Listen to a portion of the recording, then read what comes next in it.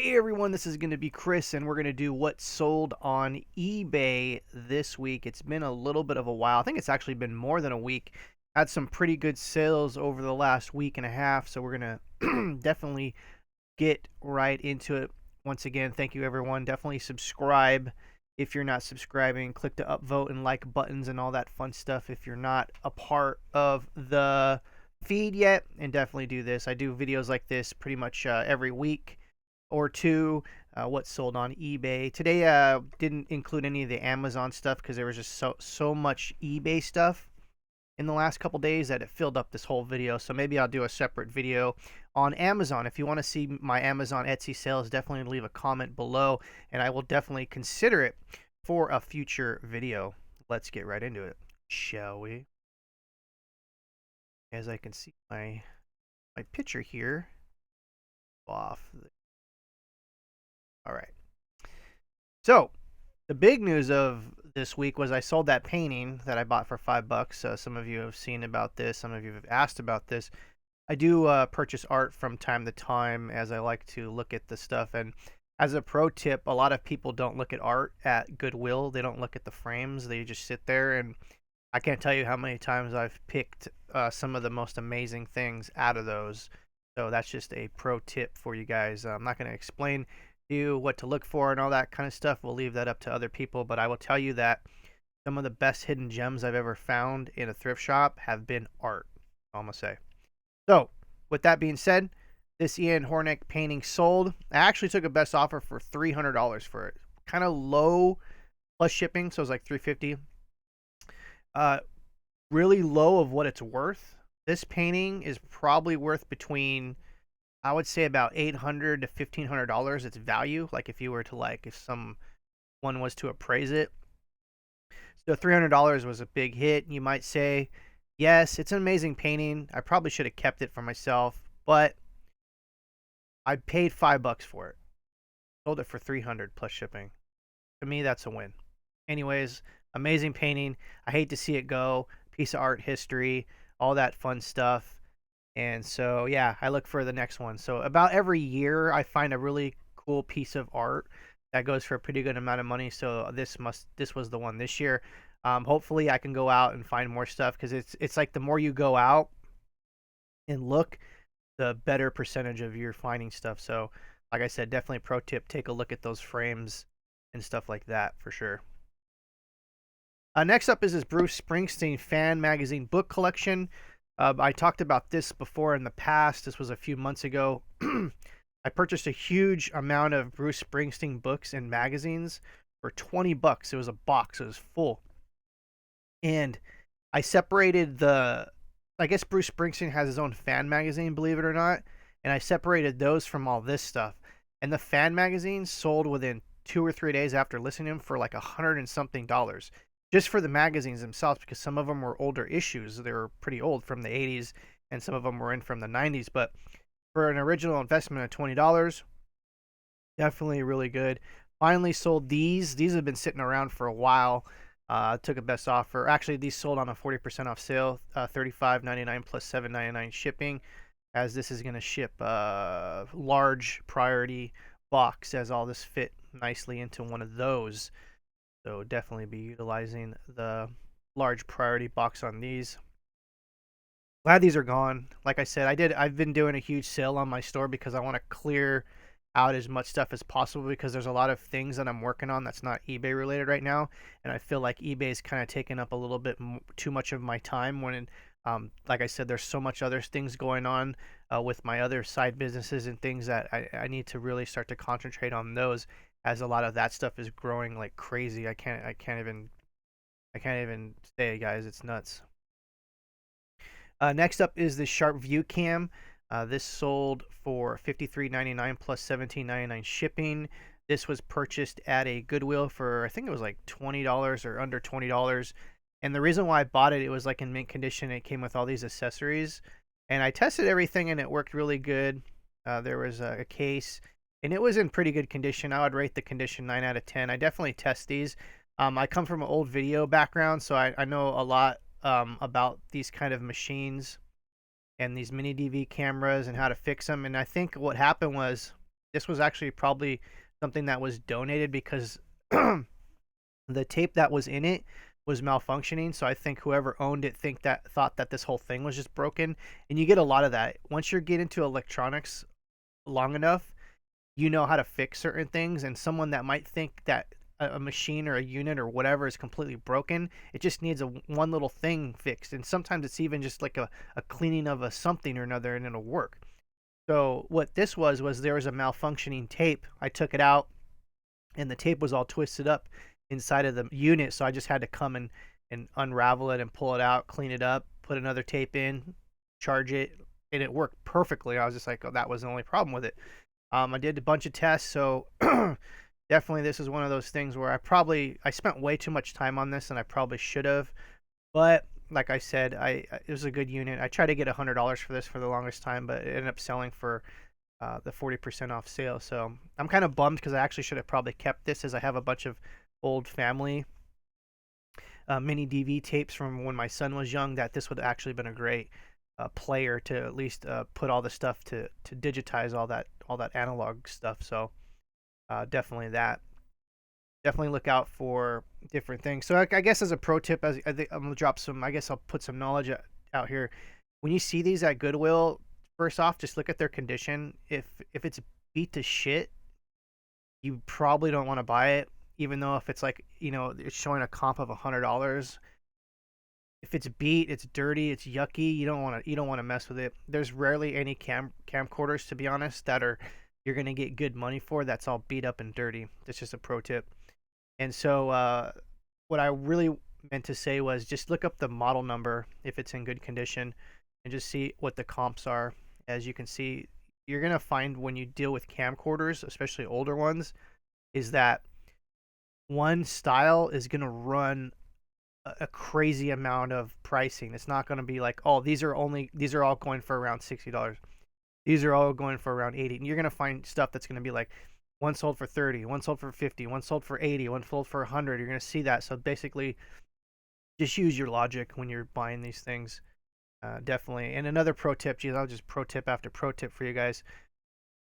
If a camcorder comes with a bunch of accessories and it's dirty, you can totally just throw away the camera or recycle it and sell the accessories and make probably like 3 or 4 times whatever you paid for it. I've done that multiple times, especially with AC chargers and batteries. Batteries, you can get like $20 for one battery. I probably could have parted this out and got like twice as much money as I got for this, but like I said, I try to get $100 for it, but just wanted to blow it out.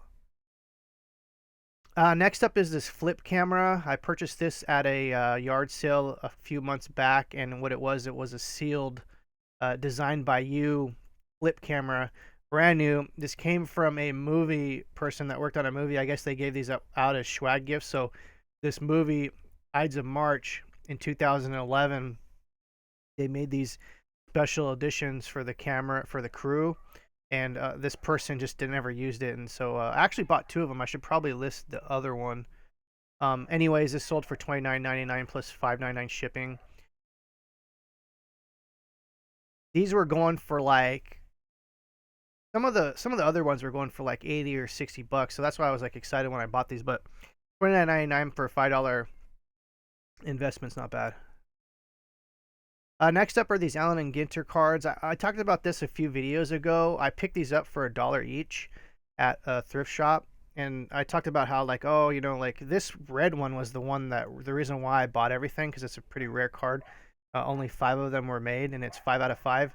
I thought for sure I'd get like $50 for this card alone, but I took a best offer for all those cards for, I think it was like $23.99 shipped, was for all 5 cards, I think. So I paid $1 each for the cards. I thought the red one was actually going to go for more, but it didn't. So, but for a $5 investment, $23.99, it's not bad. I try to strive for that all day long, at least doubling my money on everything I buy. Next up is this Pepsi shirt. I've been selling shirts. I have literally been just buying shirts like crazy the last 2 months, and I have like a couple bins that are just filled to the top now, that one day I'm just gonna list them all. But right now I'm in the collector mode. I probably got like probably at least 100 shirts now that need to be listed. They're all kind of some of them are new, some of them are vintage. I've been an old t-shirt guy for a long time, and it's good to finally get back into it. I really had I really didn't want to sell clothes for the longest time for years, but I've kind of told myself like I want to get into clothing slowly, as everyone that does well on eBay sells clothes, and that's because everyone pretty much needs clothes. Everyone it's one of the things that the sell through rate's pretty good. And so I thought, like, why don't I just start with t-shirts? They're so easy to list and sell and ship. So yeah, I sold one of this $7.99 plus $3.99 shipping. Not bad because I paid like $2 for this. And my goal is, as long as I double my money on these, I'm fine. So that's my whole process, is to just basically snowball the t-shirt. I source them for cheap, and I can sell them for cheap and still make money, so that's good. Next up is this Five Nights at Freddy's sealed thing. I've had this for a while. This was one of the things that was a dead stock in my storage unit. And it's funny because I put some of these away to do like certain things with them, and I just forgot about them. I talked about the one I sold last week for $80. That these things only cost $12.99 retail. So these things just appreciated over time. They're very rare to find now. Actually, you can't find them in the stores anymore, so that's what makes them rare. This one went for $39.99 plus $5.99 shipping. It's not bad. Retail arbitrage, for those that do it, I respect you, because that's probably one of the hardest ROI kind of things to do. That's why I love garage sales, because you can find something for a quarter and sell it for $10. The ROI's there. But for retail arbitrage, you have to really know your stuff. You have to really look at the metrics and everything. But anyways, this is one of those things. Next up, we have these money things. I probably shouldn't have put these 40% off, as someone got these for $10 each with free shipping. So this is kind of we're gonna file this under the failure category, as I didn't really pay up for these. I think I bought these for $1. At one point, Kid Robot was going out of business, and they kind of fixed their business, and they're still in business. But at the time, they were liquidating all their assets, and they were just clearing out warehouses. And I bought a few cases of these for $1 each.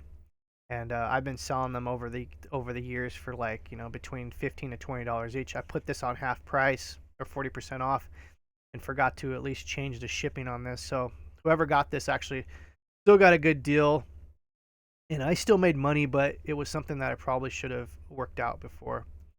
I sold another one of those postcards. I talked about this before. They sold for $11.99 plus $2.99 shipping. These were in frames at a Goodwill. I paid $3 for the frame, and each piece came with 2 postcards in it. So I basically took apart the frame, sold the postcards. They were like pretty much mint condition. And yeah, so that was pretty exciting. So I made my money back definitely on those, and I still have the frames. This Ren and Stimpy George LaCure figure from John Crisofoli. I can't even pronounce his name. These been selling like crazy. I talked about how I had to relist these because I don't know how they fell off the eBay listings, but they were gone, and I was like, why do I still have these? These things should have sold by now. Then I went back to look to see that the listings were gone. So I re-uploaded these. These sold like super fast. And the reason was I was looking on Yahoo or somewhere yesterday or the day before, and I guess this guy is another one of those dudes that got caught up in a sexual, like, something or another, all that crazy, the unraveling of Hollywood that's been going on the last couple years. And so he got caught up in all that. So I think just his name was just out there, and people were probably looking for stuff on eBay. Anyways, these sold really quick, and I kind of correlate that with that whole thing, as weird as that sounds. Next up is some private label stuff. I do art, sell art. It's probably one of the things I should probably get back into, because I used to make a ton of money just repainting toys, as I've been an airbrush artist for probably close to 5 years, but I've been an artist doing art for well over 20 years. I'm known in the business as Evilos, selling customs, and you can just Google that, see some of my work. But anyways, still sell my work, still sell it. I call it private label because that's the only thing I think a lot of people in the reselling business understand it as. Next up are these Uncle Mike's belt holsters. This was a gun holster. I paid $1 each for these at a yard sale, like probably almost a year ago. I thought I was getting a good deal because some of these were selling for like $20 each. But when I realized when I got home is not only that they were used, they look pretty much new when I bought them, but they're used, and also they're for left-handed They're for lefties. So I think a right-handed pouch probably would have sold faster than a left-handed pouch. Like I said, I still have 3 of these, and I think I took a best offer for $5 on this just to get rid of it. So that was one of those things that like now I know, and that's what I like about reselling is you fail so much at everything that you learn. And I think that's the only best way. Like we all can watch these videos and be like, learn something. Well, I'm telling you now, I guess that actually works.